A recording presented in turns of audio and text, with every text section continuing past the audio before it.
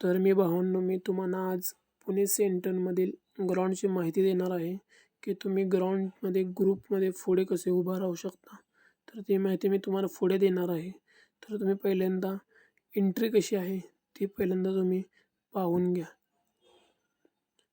तर अशा पद्धतीने आपली एंट्री होते गेटसमोर. आता मी तुम्हाला ग्राउंड दाखवतो कसं आहे आपलं.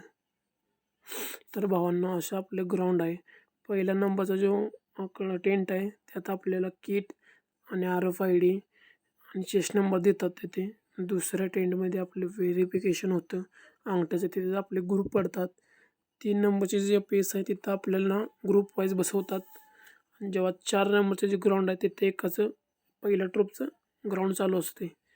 तर भावांनो, अशा पद्धतीने पूर्ण तिथला एरिया आहे. तर 3 नंबर जिथं आहे तिथनं तुम्ही पुढच्या आपल्या ट्रूपचं रनिंग बघू शकता भावांनो. तर अशा पद्धतीने असा हा एरिया आहे तिथला. तर आता तुम्हाला मी ग्राउंडचा डिटेल सांगतो तुम्हाला. तर भावांनो, हे आपलं ग्राउंड आहे. त्यात आपला ग्राउंडमध्ये आपल्याला स्टार्टिंग पॉईंट आहे आपला. स्टार्टिंग पॉईंट आहे. स्टार्टिंग पॉईंट नंतर हा पहिला कॉर्नर आहे बघा 90 डिग्रीचा.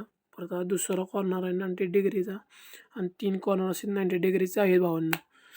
तर भावांनो, आता आपण कसे उभं राहतात ते बघूया. रॉमध्ये हा पहिला रॉ उभा करतात रनिंगच्या आधी, दुसरा रॉ आणि हा तिसरा रॉ. तर अशा 3 रॉमध्ये आपल्याला भावांनो उभे करतात त्यांनी रनिंग सोडायच्या आधी. तर भावांनो, हे रॉमध्ये फ्रंटला पुढे कसे उभा करतात म्हणजे पुढचा कसा नंबर येतो. जर तुम्ही चेस नंबर जेव्हा वाटप करता तेव्हा तुम्ही घेताना भावांनो तुम्ही लक्षात ठेवा की तुम्ही स्टार्टिंगचा चेस नंबर घ्यायचा प्रयत्न करा. जेवढा स्टार्टिंगचा म्हणजे 100 ते 200 मधला 3 अंकीच चेस नंबर घ्यायचा तुम्ही जास्तीत जास्त प्रयत्न करा. 100 ते 200 मधला चेस नंबर घेतला की तुम्ही फ्रंट रॉमध्येच लागणार भावांनो. ही माझी तुम्हाला गॅरंटी आहे भावांनो. आणि तुम्ही फर्स्ट रॉमध्ये राहणारच ही तुम्हाला माझी. तुम्ही ते चेस नंबर घ्यायचा प्रयत्न करा 100 ते 200 मधला किंवा 300 मधला. तर तुम्ही फर्स्ट रॉमध्ये येशील.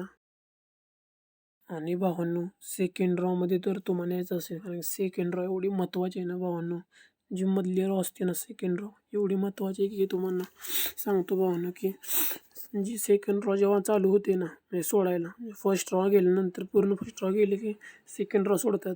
आणि जेव्हा सेकंड रॉ सोडतात तेव्हाच तुमचं टायमिंग जे ते आपल्याला मायको जे टायमिंग सांगतात ना ते टायमिंग चालू होतं सेकंड रॉपासून. जे मधलं पोरग असते ते चालू होतं भावांनो. आणि मग त्या सेकंड रॉवाल्यांना टायमिंगचं काही टेन्शन राहत नाही, कारण की ते जे बोलतात तेच टायमिंग असते आपली भावांनो.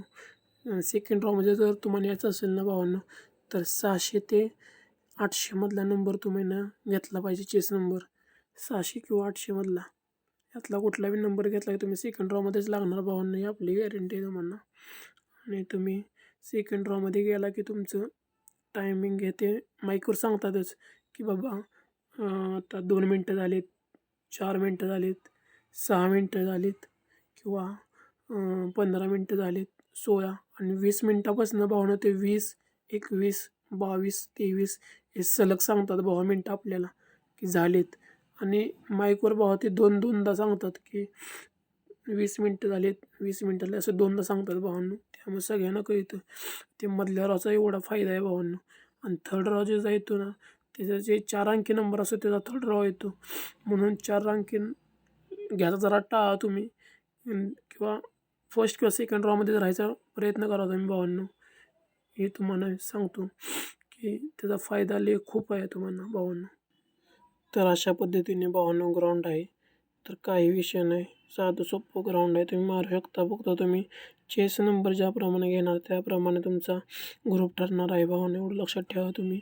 चेस नंबर मी सांगितल्याप्रमाणे घ्या, तुमचं नक्कीच तुम्हाला फायदा होईल. चालते भावांनो, आपण आता इथेच व्हिडिओ थांबवू. चालते, ओके भावांनो, भेटू पुढच्या व्हिडिओत.